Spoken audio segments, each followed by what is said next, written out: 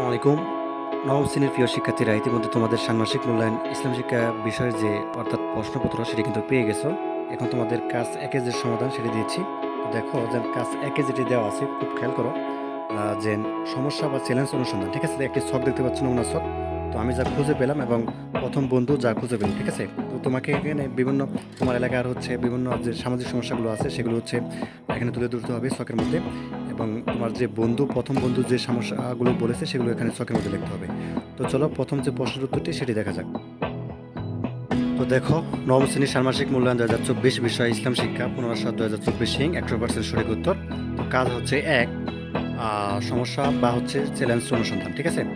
তো আমি যা খুঁজে পেলাম, আমি কী কী সমস্যাগুলো খুঁজে পেয়েছি আমার এলাকায়, সেগুলো হচ্ছে মাদকাসক্তি, ২ বাল্যবিবাহ, ৩ সন্ত্রাস, ৪ যৌন হয়রানি, ঠিক আছে?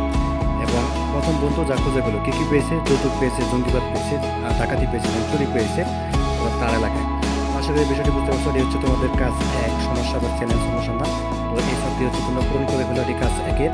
এবং পরবর্তী তোমাদের কাজ ২ এবং ৩ এবং কাজ ৪ দেখাবো, ঠিক আছে? অবশ্যই একটু ধৈর্য ধারণ করো, যেহেতু বিদ্যুৎ নেই, একটু সমস্যা হতেছে। তো তোমাদের হচ্ছে খুব দ্রুত কিন্তু সমাধান দেওয়া হবে, সঠিক সমাধান, একটু সময় লাগবে।